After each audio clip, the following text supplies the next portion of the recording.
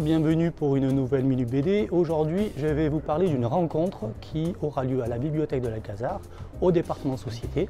Ça sera le vendredi 30 janvier à 18 h. Ça va être donc une rencontre et une lecture musicale bilingue d'un auteur de bande dessinée que vous devez connaître si vous suivez la bande dessinée et notamment à Marseille. C'est un auteur qui s'appelle Thomas Azuelos. Alors on a connu Thomas Azuelos notamment avec L'homme au bras de mer, avec son portrait d'un pirate somalien. On l'a connu également avec la ZAD, et non pas la zone d'aménagement différé, mais plutôt la zone à défendre. On l'a connu avec Toute la beauté du monde, qui se passe en Espagne au moment de la retirada, au moment de la guerre civile espagnole.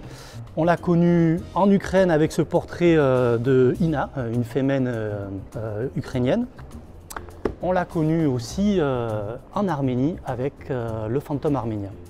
Alors il sera là vendredi 30 janvier pour sa dernière bande dessinée qui s'appelle donc « Il ne devra plus y avoir d'orphelins sur cette terre ». Et là on est dans l'Italie de l'après-guerre, juste de la défaite en 1943, au moment où les troupes de Mussolini sont en débâcle et donc il y a des soldats comme ça qui rentrent chez eux et on va suivre ce soldat qui s'appelle Kalusia qui transporte à Dodane une mystérieuse malle, une caisse dont le lecteur ne connaît pas en fait le contenu, mais Kalusia lui il connaît le contenu de cette malle.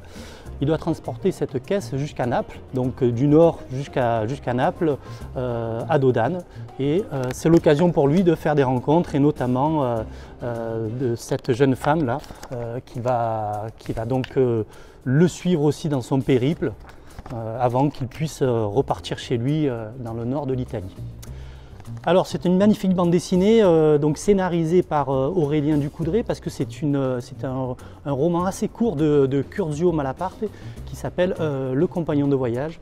Donc voilà, vous êtes les bienvenus pour venir assister donc à cette lecture musicale bilingue franco-italienne et notamment aussi de rencontrer Thomas Azuelos. Donc c'est vendredi 30 janvier, l'entrée est libre et gratuite, ça sera à 18 h.